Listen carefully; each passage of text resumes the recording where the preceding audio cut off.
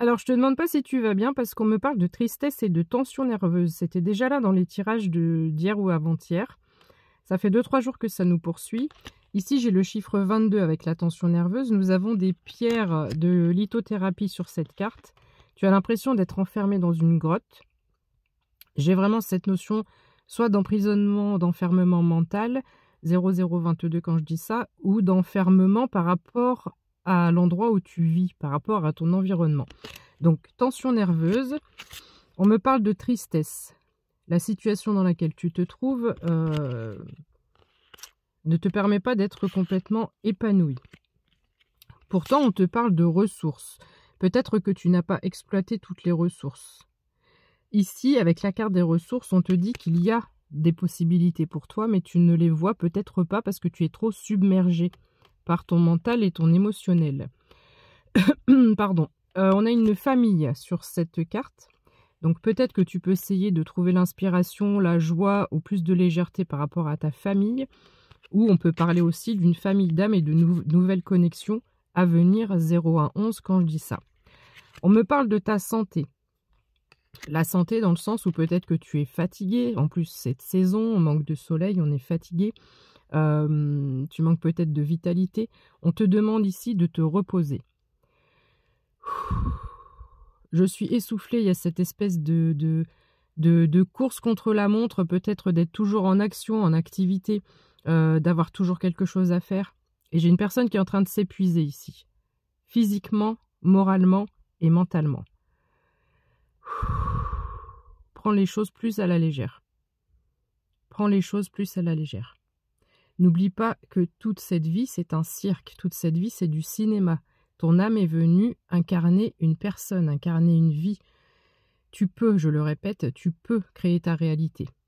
Même si l'obstacle du moment, tu te dis « oui, mais c'est impossible », je ne vois pas comment. Ici, on te demande d'enlever le « je ne vois pas comment ». Essaie de transformer cette façon de penser.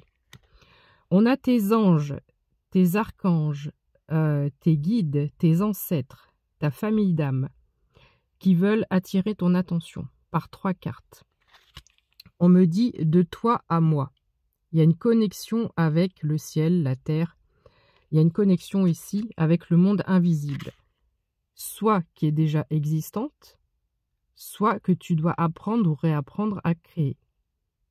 Tu dois développer ce côté intuitif, ce côté médiumnique et ce côté de pouvoir échanger avec le monde invisible, avec tes ancêtres, avec des êtres chers, avec des êtres que tu as perdus peut-être aussi, ce qui expliquerait ce sentiment de tristesse qui revient. Et ici, on te dit « parle-moi ». Donc très clairement, les guides, les ancêtres, peut-être ce défunt, te dit « parle-moi ». Non seulement parle-moi, donc mets-toi en mode méditation, trouve-toi un endroit où tu te sens bien pour pouvoir lâcher prise et ne pas être perturbé dans cette connexion. Et on te dit « écoute-moi ». Ici, très clairement, le ciel, de façon plus globale et générale. Alors désolé, avec le filtre que j'ai mis, ça les fait un peu flou, mais je referai un tirage avec cet oracle-là pour que tu vois les cartes, elles sont très jolies. Donc parle-moi, écoute-moi. Ici, on veut vraiment que tu puisses ressentir la présence. J'ai mon ventre qui fait des gargouilles en confirmation. Ici, j'ai une personne qui veut vraiment, qui insiste vraiment pour que tu puisses ressentir sa présence. Je rappelle que tous ceux qui sont partis physiquement sont toujours là avec nous. Et s'il ne s'agit pas d'un être cher qui est parti, de l'autre côté, on a vraiment tout un attroupement d'ancêtres, un attroupement ancestral, j'entends, qui veut attirer notre attention. On a besoin de se connecter au monde invisible en ce moment, et nous sommes toujours dans ces énergies du portail. Je t'avais parlé d'un portail qui durait une quinzaine de jours, jusqu'à fin octobre. Donc ici, essaie de te... Même s'il y a du monde à la maison, même s'il y a des enfants, même si...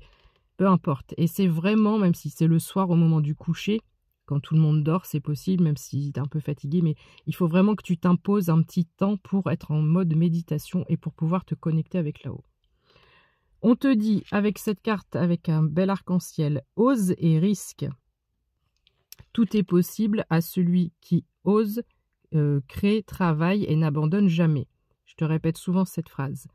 ose et risque. Ici, j'ai une personne qui doit peut-être prendre action et peut-être que cette personne, elle a peur, elle n'ose pas, elle mesure le pour et le contre, j'entends. Qu'est-ce que je suis essoufflée? Il va falloir calmer ton cœur. On a le cœur qui... On est tout le temps en action et le cœur, il palpite à fond, là. Il va vraiment falloir te calmer. J'ai quelqu'un là qui est en train de...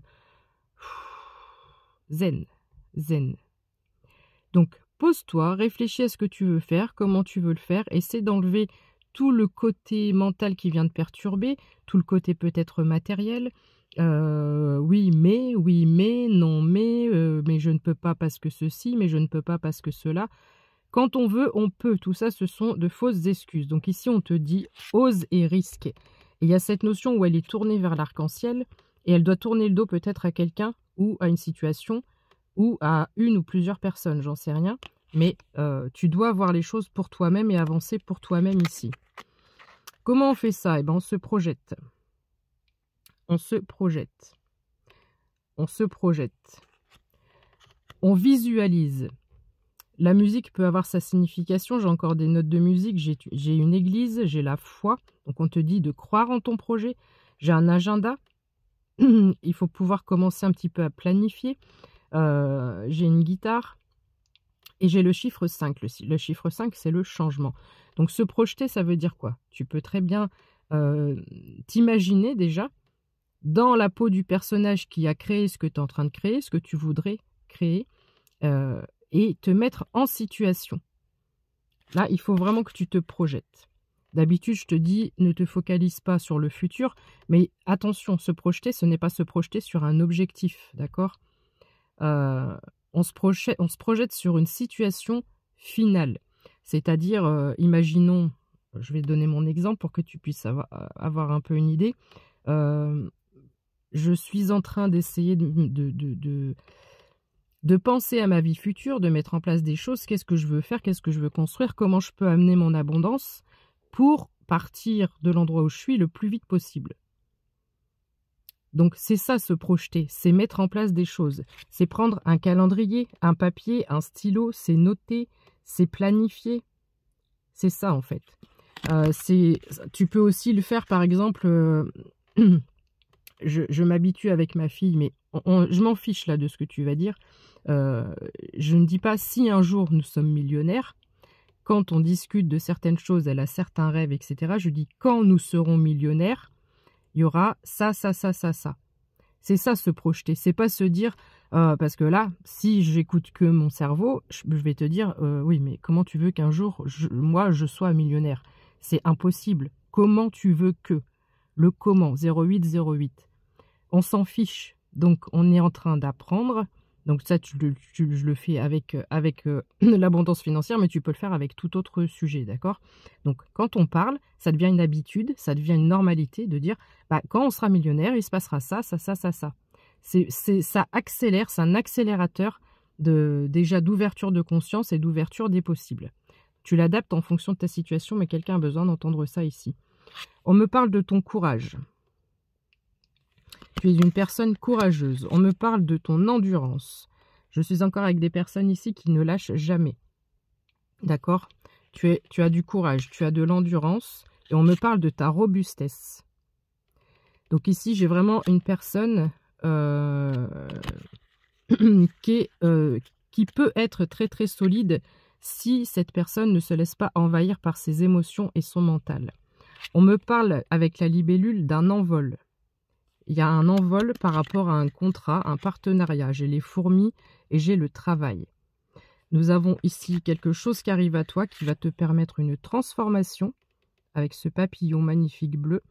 On a une transformation qui va t'amener la joie et c'est le chiffre, devine combien? 17. Oui, j'ai mis un filtre parce que tu aperçois ma peau là. Je suis extrêmement fatiguée et j'ai pas envie de me maquiller aujourd'hui. Et je fais ce que je veux d'abord. Et on te dit debout, on te dit d'aller trouver le dragon qui brûle en toi. Nous avons tous un dragon qui est attitré. Les dragons sont en train de se réveiller aussi et c'est peut-être lui qui veut entrer en communication avec toi. Donc ici, va chercher ton dragon intérieur pour pouvoir souffler ton feu de la création.